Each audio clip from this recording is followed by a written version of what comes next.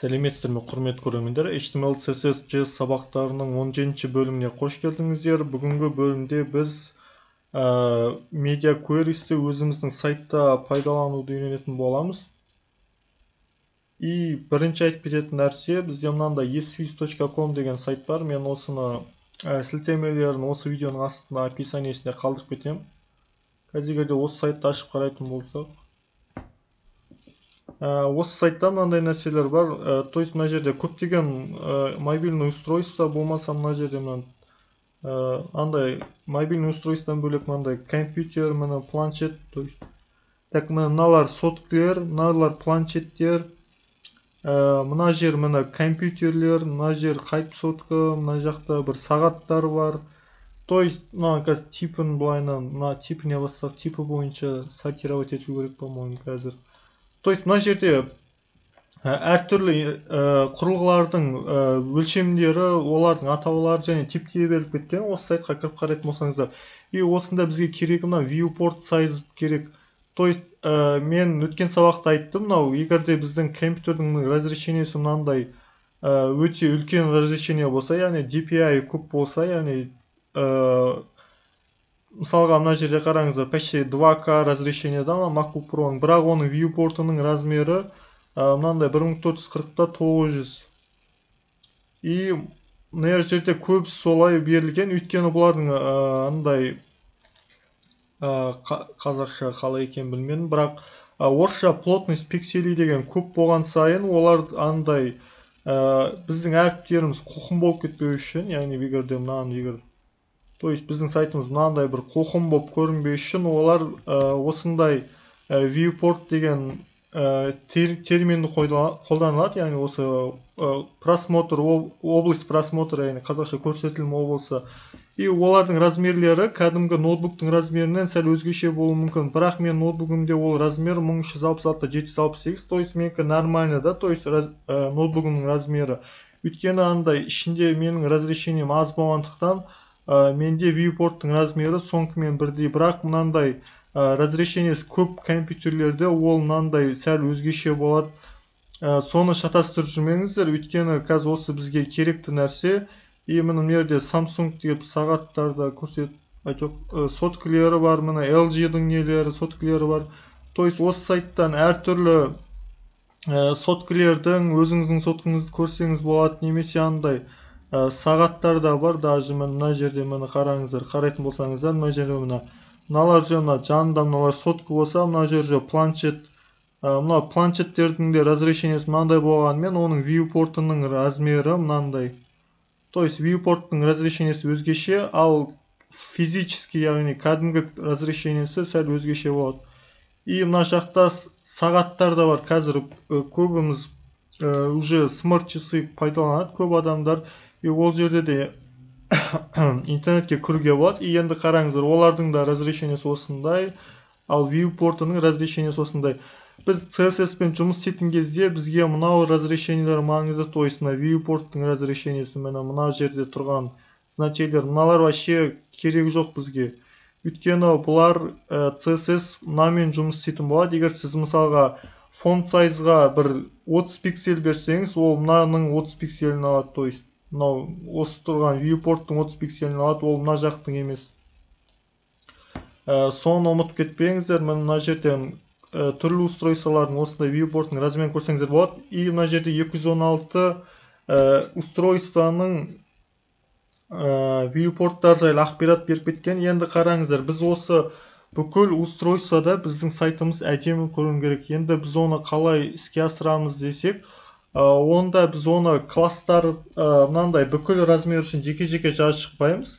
Мына жерде, то есть 216 девайс болғанымен, бұл ең көп қолданылатын девайстар ғана. Бұдан бөлек те почти бір 10 000 шақты түрлі устройствоның түрлері бар шығар.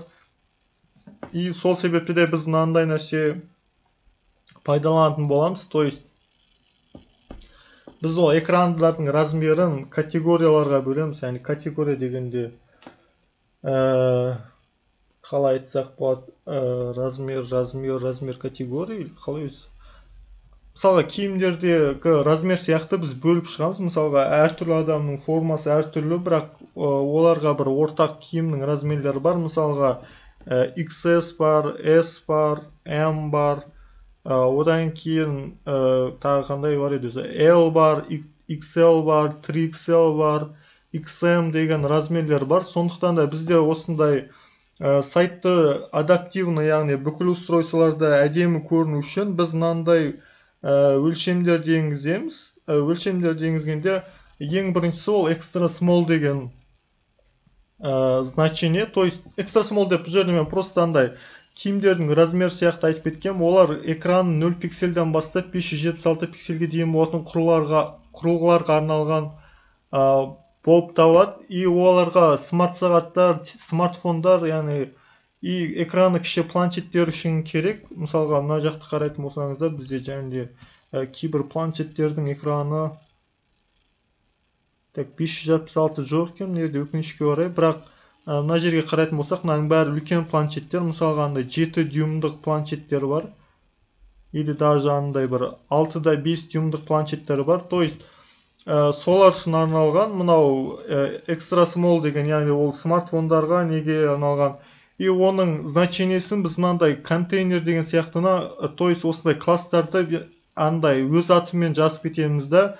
Бірақ екінші нәрсе бар, ол уже small деген, яғни extra small деген қазақша өте кішкентай дегенді білдіреді.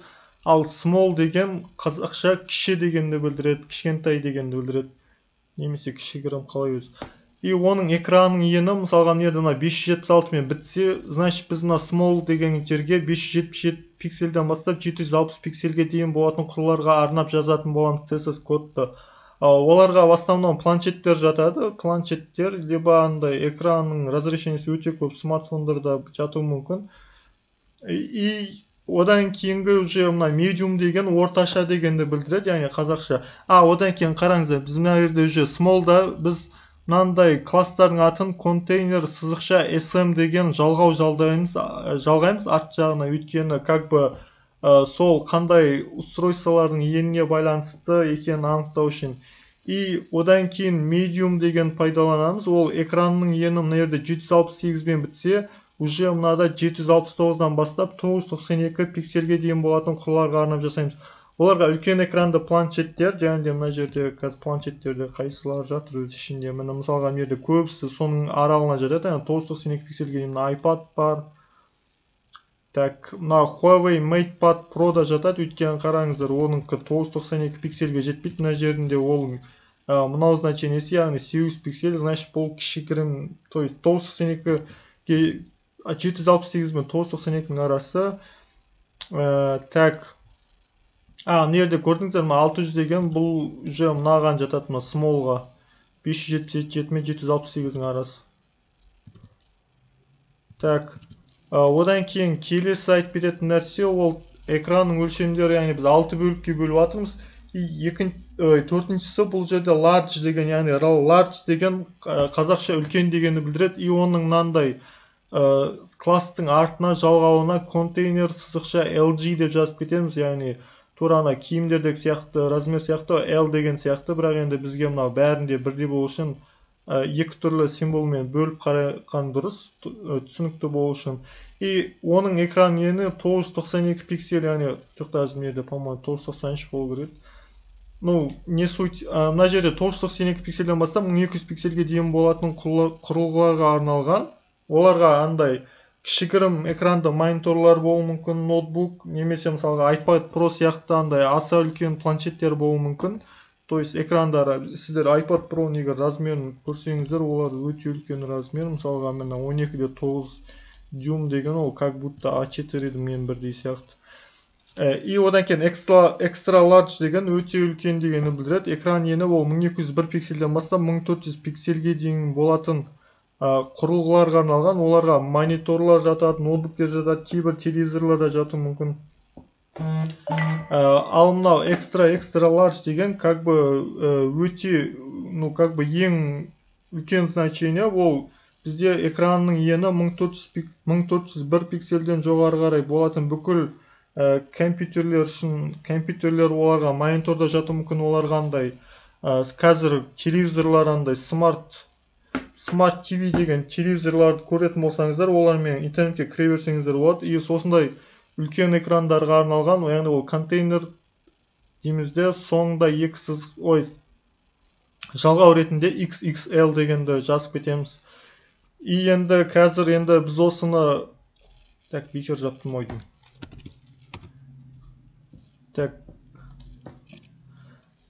Біз енді осыны қазір мынау сайтымызға қоса бастайық. Мына жерде біз мына өткендері. Мына main CSS мен beautify файлмен әдемілеп жасайын. Мына жерде бос орындарды жойып тастау керек. Бізге бірақ бос орын тастаған дұрыс. И енді қараңыздар, бізде мынау media queries және де айтып кеттік, мынау ең біріншісіне мынандай контейнер дегені әшейін тұрады мына жақта. То есть ешқандай значениесіз. То есть мынау үстінде жазылғандардың барлығы как бы общий бәріне кетеді, только мынадан бастап қазір media деймізде. И уже мына 576-тан бастап біз мынандай нәрсе жазуымыз керек, уже media дейміз да. Main width 576 пиксель. И осының ішіне қазір біздің кодымыз дұрыс көріну үшін біз мынаған body дейміз да, background дейміз да.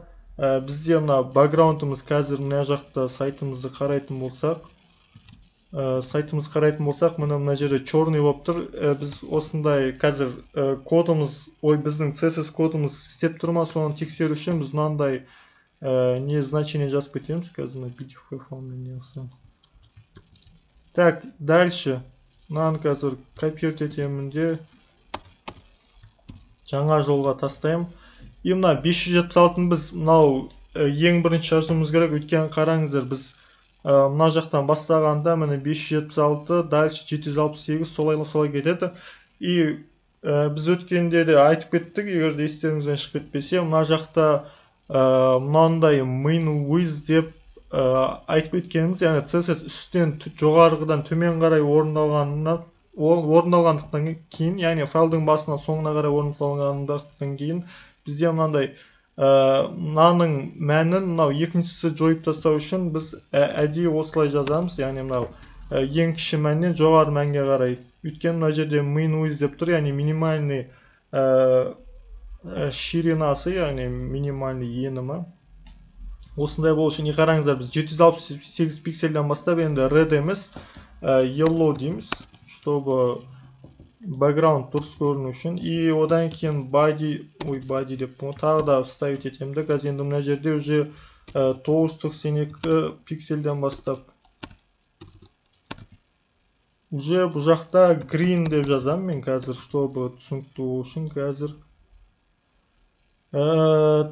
Дальше бізде 1200 пиксель уже. 1200 пиксель, бұл жаққа purple деп жазамын да. И тағы біреуін жазам, уже 1400 пиксель деп. И бұл жаққа енді, не знаю, қандай түс бар өзі. Мынандай сиена деген бір түсті қоя салайық.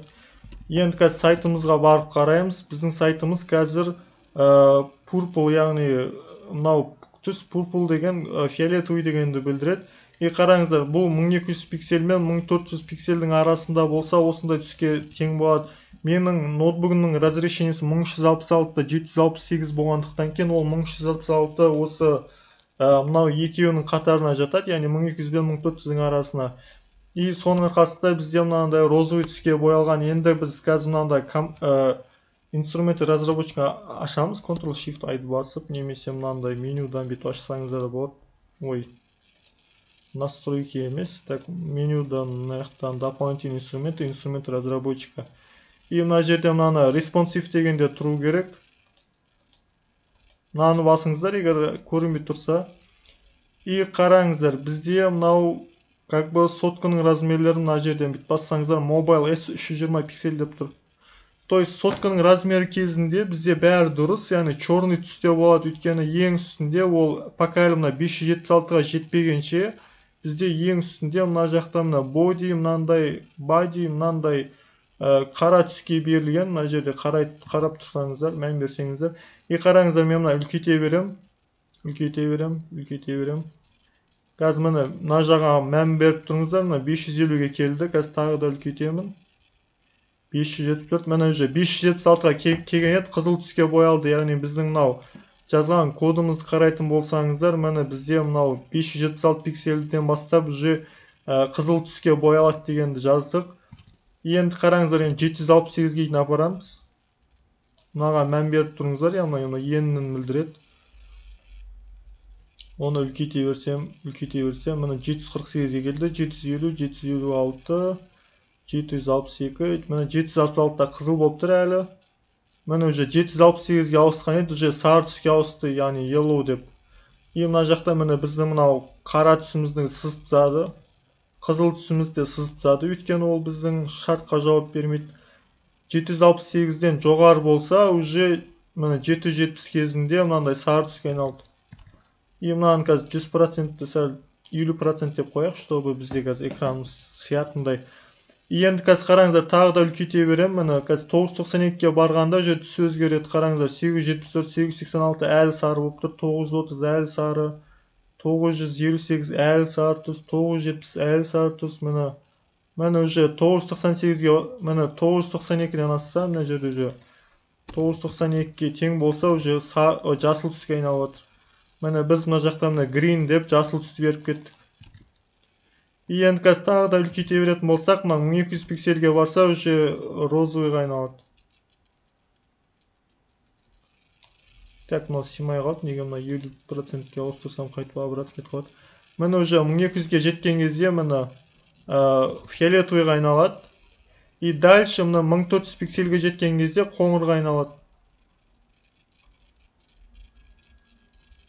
Так, міне үлкейте берем, міне уже қоңыр түске айналды. То есть біз осындай 5 түрлі значение аламыз, 6 түрлі значение, яғни мына үстіндегісі, үстінде жазылғаны ол мына 0 мен 576-ның арасында. Ал мынаның ішіне жазылған кодымыз, яғни CSS стильдеріміз осының ішіне жазатын болсақ, ол 576 мен 768-дің арасына, то есть 700, так, скорее всего, здесь, по-моему, 768 емес.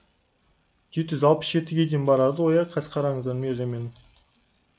767-ге теңестірсем қызыл түсті әлі. Бірақ уже 768-ді берсем, по-моему, сарыға айналып кетеді. Дұрыс, значит, 576 мен 767-дің арасына дейін. Потом 768 мен 991-дің арасына дейін. То есть қараңыздар, мен 991 пиксель берсем әлі де сары, қазір уже 982 берсем уже жасылға айналып кетеді. То есть логикасын түсінген шығарсыздар, біз осындай 6 түрлі категорияға бөлеміз. Соткалар, устройстволар, яғни интернетке кіретін устройстволардың размерлерін. Мынаның бәрін удалить етіп тастаймыз. Так, енді біз осының ішіне кодтарды жазып шығатын боламыз. И қараңыздар, бізде одан кейін мынандай YouTube-ға кіретін болсаңыздар, бізде мынандай нәрсе бар YouTube-та.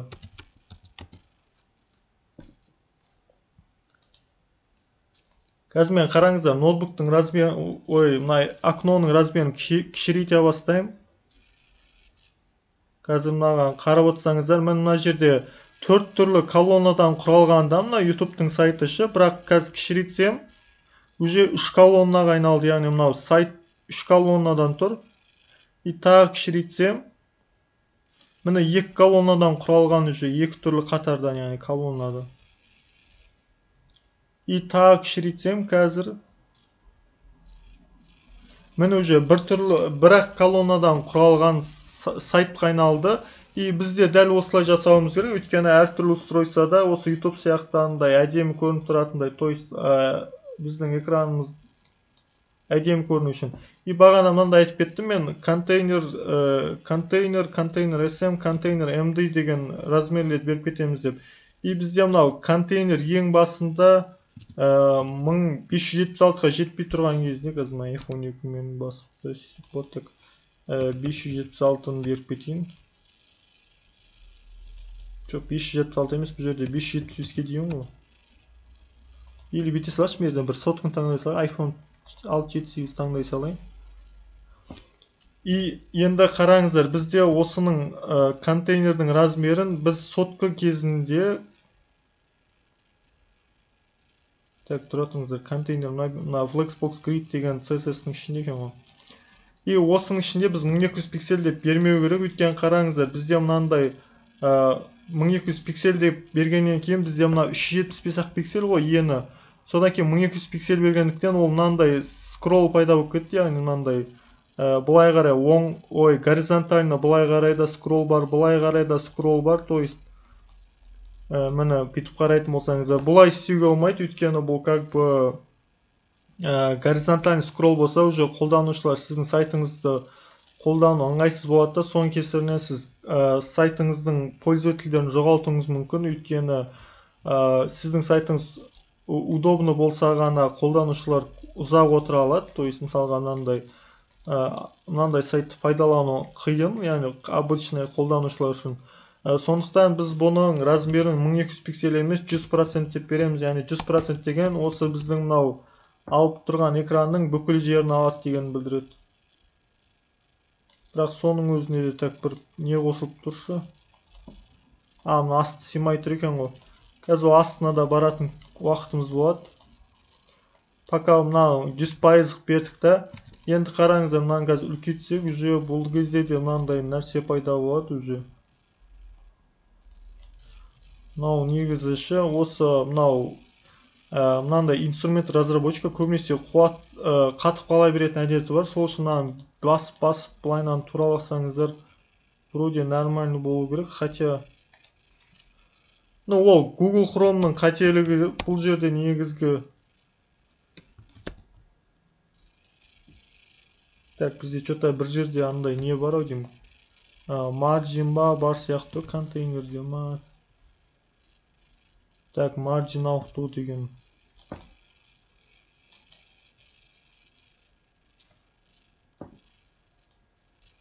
Так, бізге мынау неге сыртынан шығып кетіп жатқан түсінбау керек болады ше. Так, контейнер кезінде Computed деген баратын болсақ, with 1372-ге 5 пиксель бір жерде қосылып кетіп жатыр. Соны көзін құртуымыз керек, біз өйткені сайтымыз сыртқа қарай кетіп қалып жатыр. По-моему, осы мына кнопканың бір жерінен қате кетті ау деймін. Так, өйткені мен бір кнопканың бір жеріне так, main CSS-ті ашып қарайықшы. Так, header, logo.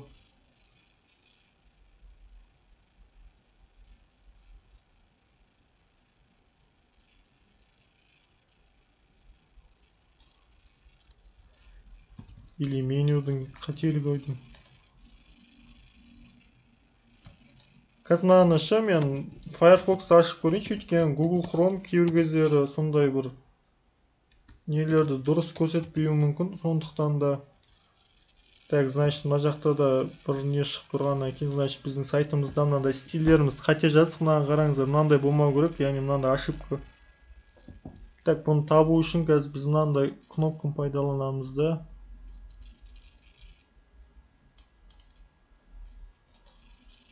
Бір жерде что-то артық не тұршы, қайдан пайда болып жатқанын таппай тұрмын. Бұндай кездері көбінесе мынаған мән беру керек, мына with'дің кесір ау деп ойлап қоямын. Егерде қазір мына with'ді мен 100 мынандай VW де емес 100% десем вроде істеп кету керек.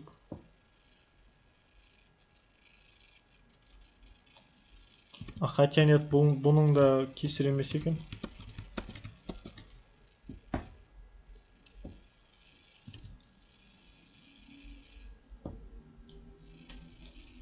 Мынандай бір қайдан шығып тұрған түсініксіз. Так, nav container, display block, nav container.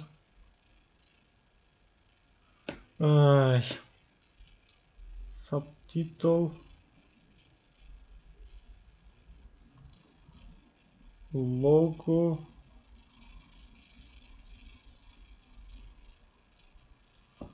так тұра тұрыңыздар, мына логода неге функциясы тұр? Жоқ, лого емес, бізге мынау кнопка керек қой, меню close деген кнопка, меню open деген кнопка керек.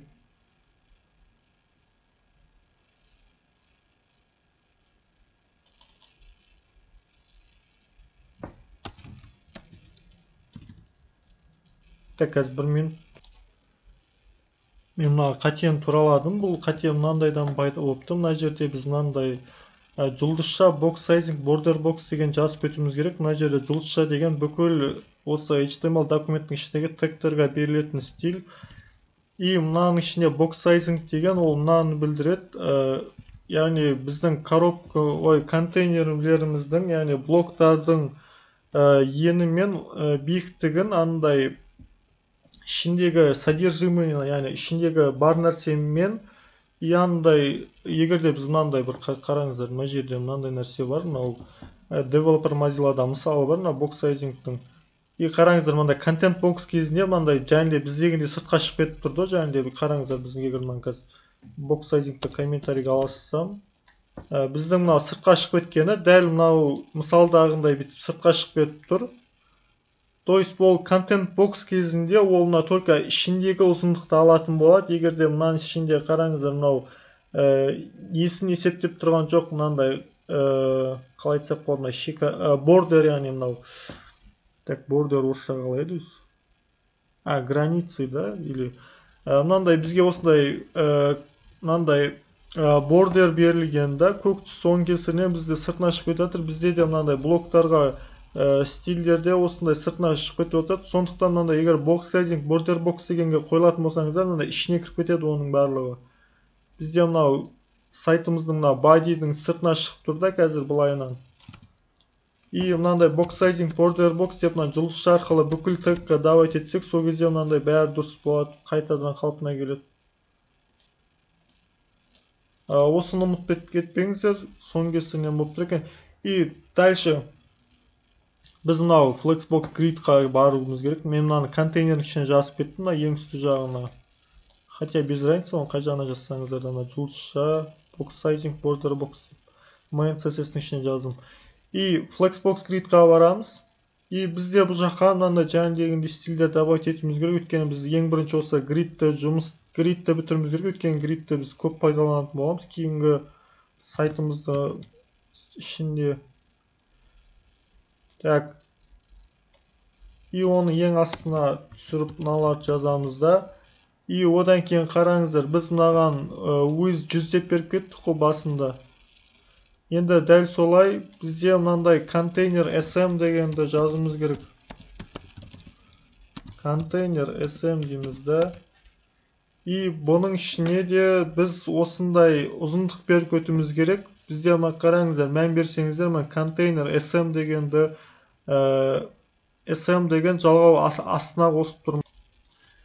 И бұған біз контейнер SM-ға енді ұзындық берген кезде былайынан беретін боламыз. Оған ұзындықты max width деп береміз. Яғни бұл max width деген максимальный ұзындығын точный цифр арқылы береміз. Қараңыздар, 540 пиксель деп береміз. Неге бұлай беріп жатсың деп сұрақ туындаса, өйткені бізде мынандай оң жақ сол жағында хотя бы кішкентай орын қалу керек. И енді қазір мына жаққа қарайтын болсаңыздар, бізде мынандай. Так, мен бір контейнерге андай не беріп кетейін, бір стиль беріп кетейін, чтобы бізге көрінетін неше. Мына хидерге беріп кетейін, ref деген классы. И енді қараңыздар, бізде мынау 500, қазір мынау 576. Контейнер, одан кейін бұда бір айтып кететін нәрсе, бізде мынау қараңыздар, біз классқа мына жақта не бергенбіз оя?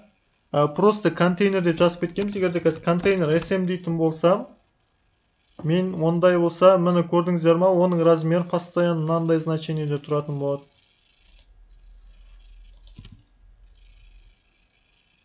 И бұл жерде енді мынау бізде Flexbox Grid'тің ең басына баратын болсақ, бізде мынау неге margin auto істемей тұр дейтін болсаңыздар, өйткені біз мына жақта просто контейнерге ғана беріп кеткенбіз. И екінші контейнер SM-ге де беру үшін SM үтір арқылы контейнер SM дейміз да, одан кейін мынандай ортаға жабыстыратын боламыз. И бұл не үшін керек дейтін болсаңыздар, бізде кейбір кездері мобильныйда осындай контейнер болуы мүмкін, либо мынандай узловой полноэкранный режимде болуы мүмкін. Қазір қарайтын болсам, көтерме астына қарай жазып кетейін. Егер қазір мен MaxWiz комментер жасасам, кейбір уақыттарда бізде мынау сайтымызда мынандай жабыстыру мүмкін былайнаншы, либо осындай контейнер түрінде берілуі мүмкін, мынандай бір кішкентай стиль, ортадағы стильге сияқты. Сондықтан да біз осындай стильдерді пайдаланып кетеміз, яғни контейнер SM, то есть кейбір устройстволардың кейбір размерлер кезінде біз полностью ұзындық береміз да, ал кейбір кездері осындай кішкентай ғана значение беру үшін осылай контейнер SM деген сияқтылар жазып кетер. Одан бөлек мынадашы, қазір мынадан бөлек бізде тағы да бағанағы значениелер жазып кетейік. Екінші бізде SM-нен кейін бізде middle бар еді, яғни ол MD деп жазылады. Одан кейін LG бар еді, яғни large деген үлкен режимі. Одан кейін extra large деген бар еді, ол бізде XL-ді білдіретін еді. И дальше осының extra large деген версиялары бар еді. Енді біз осындайлар жазып кетуіміз керек, ішіне өйткені мына жерде контейнер деп те жазу керек. Бірақ басқаларын жазбаймыз, өйткені бұл 576 пиксельге бізде кіші экрандарға арналған еді. Содан только контейнер мен контейнер SM-ге ғана жазамыз да, бірақ енді мына шақада соны вставить етеміз де 768 пиксельге. Бірақ бұл жерде точка контейнер MD. Енді мына ішіне біз 720 пиксель деген размер береміз, өйткені 760 пиксель болғандықтан оң жақ сол жағына қанша пиксель қалып тұр? Так, мынада 48 пиксельден қалса, то есть оң жақ сол жағынан 24 пиксельден қалып тұр да. И осылай мынау қалғандарына да жазып кетеміз. 720 пиксель так тұра тұрыңыздар. Бұл жерде енді 992-ге жеткен кезде 960 пиксель деп берейік. И бұл жерде уже біз контейнер MD деп жазамыз. Контейнер MD. Жоқ, MD жазып қойыппыз, LG бұлдан кейін. Так, дальше. Мынаны қазір F1 Beautify файлмен әдемі қойып тастайын. И уже мынада 1200 пиксель кезінде контейнер XL деген разрешение береміз. Ой, то есть класстың атын осылай жазып кетеміз. Қазір бұны мысал не үшін бұлай жазып жатқанымызды нақты мысал ретінде көрсетемін. И XL деймін да 1400 пиксель. Енді қараңыздар. Бұның бәрін не үшін керегі бар десеңіздер, қараңыздар, мен барлығын бит жазып кетіп жатырмын да. Контейнер SM-нен бастап бізде бүкілі былайынан разрешениелерін беріп кетеміз депші. Бірақ енді қараңыздар, бізде мынандай кездегендер болуы мүмкін. Контейнер MD деймін да.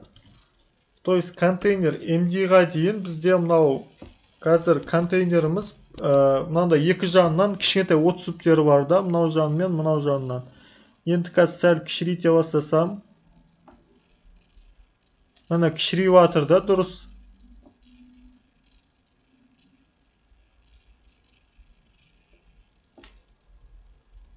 Бірақ қараңыздар, мынау MD-дан бастап, мына уже 768-ден төмен қарай түскеннен кейін, то есть бізде мына контейнер MD, мына MaxWiz 720 пиксель. То есть қараңыздар, 768 пиксельден кейін біздің мынау екі жанынан орын керек емес та, уже бізде жабысып қалады екі жанына. Бірақ уже ары қарай бітсек, уже мына 768-ден кейін былайынан екі жанынан отстып қалатын болады. То есть бізге осылай класстар жазып кету осындай үшін керек. То есть біз определенный бір значение беріп кетеміз. Егер қараңыздар, мен контейнер XL деймін да. уже мен мынау 1200 пиксельге дейін осылай екі жанынан орын қалсын деймін да. Бірақ уже 1200 пиксельден кейін жабысып қалсын дейік. Міне 1164 кезінде уже жабысып қалады. Осы үшін керек, бұл мынандай қазір қараңыздар, бұл сайтта бұл дұрыс көрінбегенімен, мысалы ВК-да осылай істелінген, ВК-ға кіретін болсаңыздар. Так, vk.com. Так.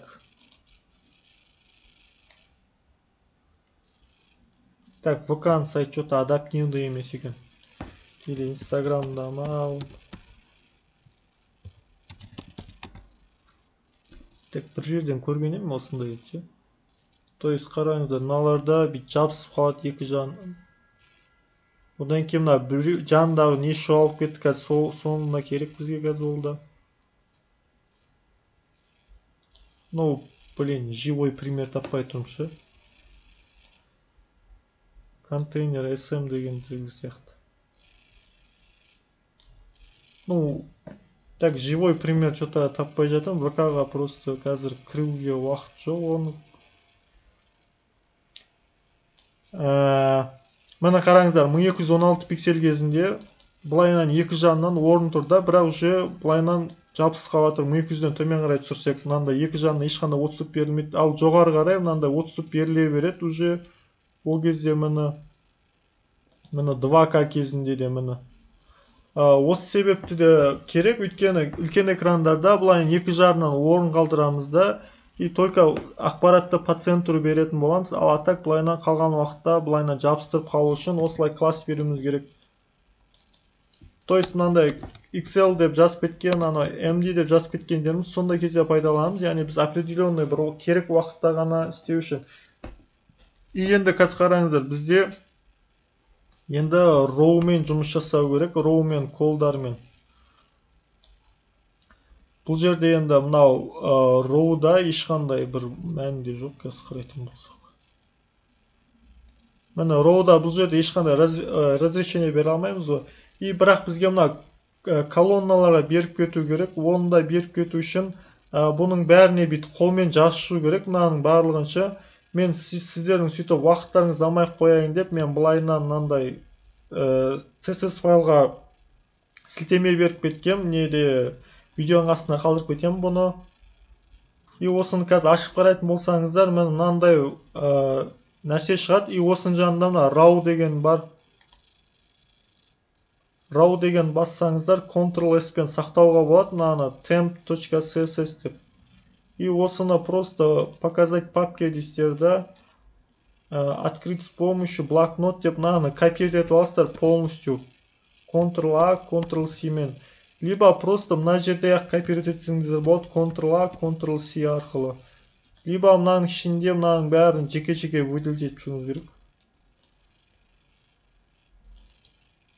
Былайынан мынаны осы файлдың именно мына жерін выделить етіп аламыз да.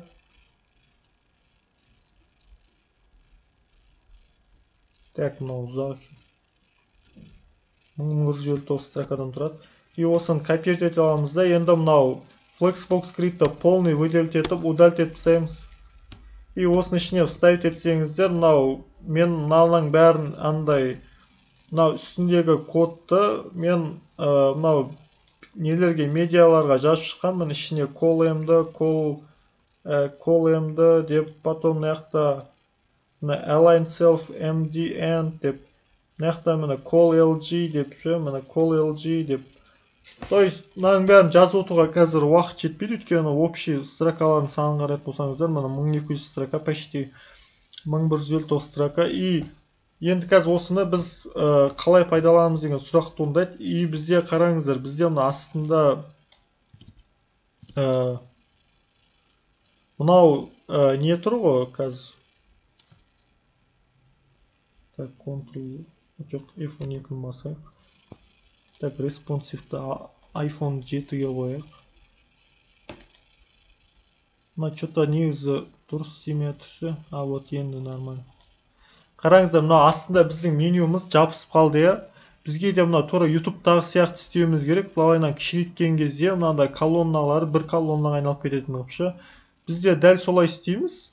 Оны істеу үшін біз мынау сайтымызға барамыз да, қазір мынаған қараймыз. Бізде сайтымыз мобильный кезінде барлығы бір-ақ колоннадан құралсын дейік.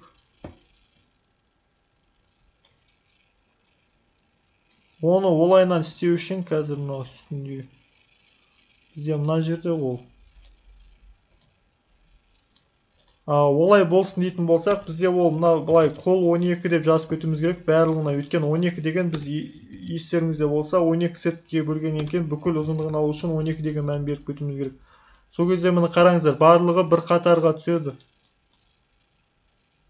Мына только бүйтіп кете салайықшы, бодиға бір паддинг беріп кете салайықшы, чтобы дұрыс көріну үшін паддинг деймін да, 10 пиксель деймін. Міне. Біздің сайтымыз көрдіңіздер ме? Бәрі бір қатарға түсті, бірақ қазір мен қазір планшетке ашсам, оларда да бір қатар емес, уже бұларда былайынан бүйтсек болады. Мынау мәзірмен байланысты бір қатарға қойып, хабарға шығу дегенді астында бір жолға түсірсек болады. Олай істеу үшін индекске барамыз да, енді біз мынаның жанына бит жазсақ болады. Мынауған call md дейміз да, 6 пикселден, 6 колоннадан береміз, яғни 6 колонна ол экранның жартысын алады. И call md 6 дейміз да, оны астындағысына ештеңе жазбаймыз, өйткені ол и так та 12 болады. Міне қараңыздар, сол кезде мына байланыс пен мәзір екеуі бір жолдың бойында екі қатардан құралды да, ал мына хабарға шығу деген бір жолдың бойында уже бір-ақ қатардан тұр. И мынаны қазір тағы да үлкейтетін болсам, бізде уже қазір 992 пиксельге барайық.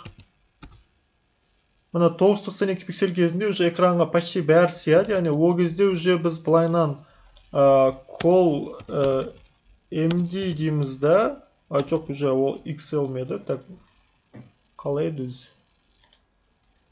Так, 992 пиксель, яғни LG-дан бастап, яғни call LG 12 емес, уже бұл жерде 4 емес па, я? 3-ке бөлу үшін, яғни бізде 12-ні 3-ке бөлу үшін біз 4 колоннадан істеуіміз керек қой. И call LG 4 дейміз де, и мына жағынан да call LG 4 дейміз. Енді қазір сайтымыз қарайтын болсақ, мұны уже 1200 пиксельден бастап, дальше уже біздің сайтымыз мынандай болады. Енді қараңыздар, мынау уже адаптивный режим, қараңыздар, мен бүйтіп кішірейте берем. Уже мені қараңыздар, кішірейтсем, мына үсті 2 колоннадан, асты 1 колоннадан құралған. Қараңыздар, кішірейте берем. Уже мына 700 неден бастап, уже бізде мына сайтымыз мына бәрі бір колоннадан құралатын болады. И осылай біздің сайтымыз адаптивный болып тұр. И мынау астындағында солай істеп кете салайық. Мынау, по-моему, мынау 576-ға дейін мынау асты нормально көрінеді екен. Бірақ 576-дан бастап уже бізде бәрін бір қатарға түсіріп жіберу керек. Оны істеу үшін бізде де былайынан барамыз да, мына астын біздің колонналардың өлшемдерін көру керек. Ол кезде уже мына call бәрінде жоқ, басында барлығы бір қатардан тұратын болады, яғни 576-ға дейін оны істеу үшін call 12 деп бәріне жазып шығымыз керек, яғни 12 сетка деген бүкіл ұзындығын алады деген дұрет. И дальше одан кейін бар call SM-нен бастап біз 4 колоннаға бөлеміз, өйткені 3 колоннаға бөлеміз. 3 колонна деген бізде ол 3-ке бөлу деген, яғни біздің экранды 3-ке бөлу деген, яғни 12 сеткадан құралған болса, значит 3-ке бөлу үшін біз 4-4-тен аламыз, сол кезде 12 болады. И қараңыздар мені. Так, мен дұрыс жаздым біз.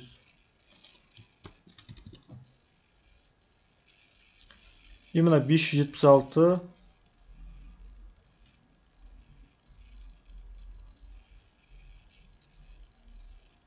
Жома call SM емес, неге call MD-ға дейін апарайық, сол кезде нормально көрінетін сияқты.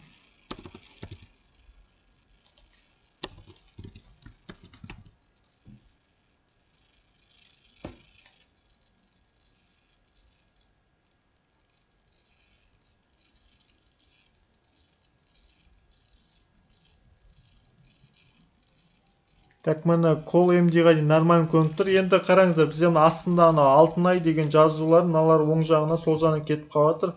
Оны туралау үшін бізде мынандай нәрсе бар.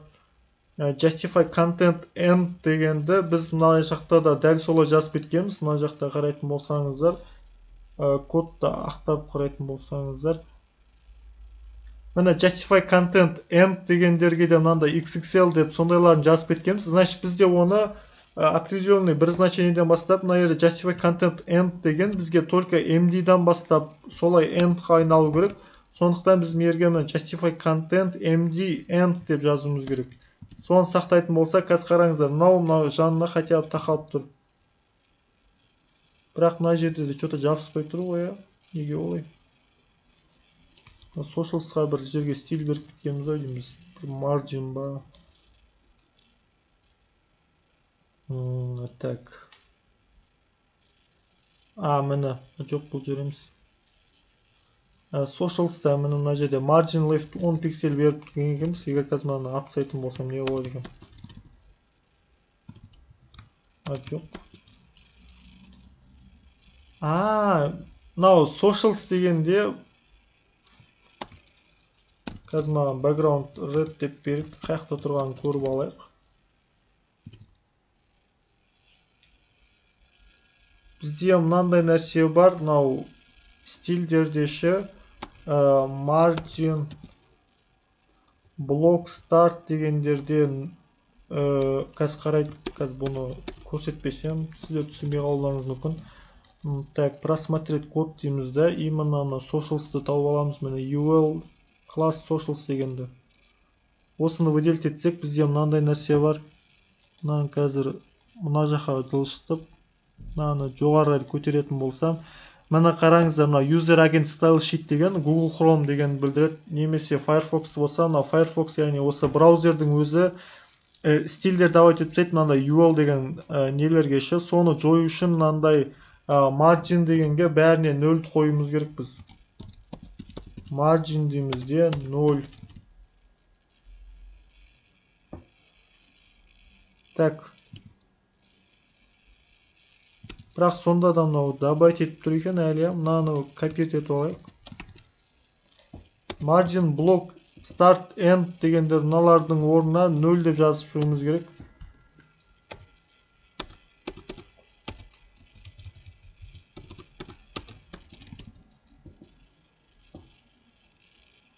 Одан кейін мынау, енді түсіндім мен бәлем бәрін. Marginнан бөлек, одан кейін padding'дегіде 0 деп жазуымыз керек. Міне сол кезде жабысты бәрі. То есть көрдіңіздер ма, мынау біздің мынау Google Chrome добавить етіп тастаған стильді біз жойып тастадық, соның арқасында былайынан жабысты. И потом барып, енді мынаны біткен кезде міне нормально уже. Одан кейін ортадағы текстен туралауымыз керек. Оны да туралау үшін бүйтпесек болады. Мына жерде біз оған арнайы бір стиль беріп кеткенбіз ғой, copyright дегенше.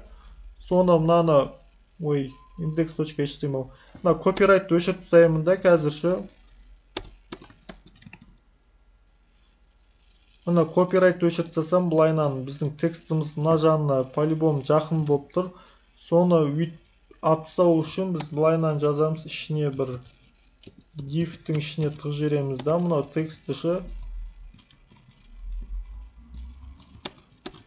И үстіне барамыз да deflex align items center дегенді біз MD-дан бастап center қыламыз.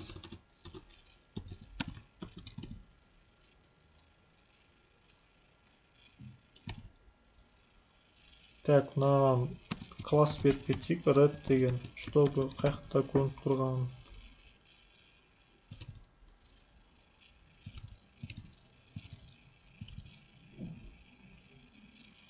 Жоқ, align item емес, justify content деу керек мына жерде, есіме шығып кетті.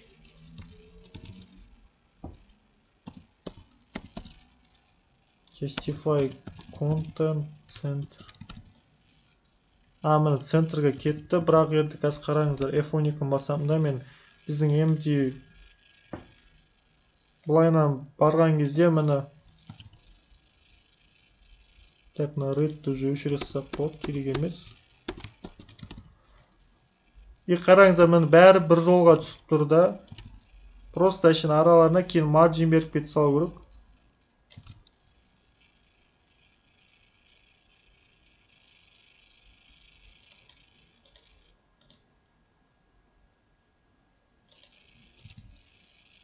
Міне көрдіңіздер ма, енді бізде мына бәрі бір қатарда тұр да, бірақ уже MD-дан бастап, MD деген яғни 768 пикселден бастап, міне қараңыздар, 767-ге қойсам, бәрі бір жолда бір колонна болып тұр да, былайынан. Бірақ уже 768-ден бастап бізде постоянно мынандай неге айналады, мынандай үш қатарға. То есть осылай біздің сайтымызды осылай істеу, яғни бүкіл устройство әдемі көріну, ол осы не деп аталады, мынаңғы жоқ сөзі. Адаптивный верстка деп осыны айтады, яғни біздің экранның размеріне қарай сайтымызда өзгеріп тұрады, әртүрлі мысалға, көрдіңіздер ма? Тура YouTube-тың сайты сияқты болды. И дальше енді осы сайтымызды кейін жалғастыра береміз. Бүгіндікке осы, келесі сабақта жолыққанша сау болыңыздар.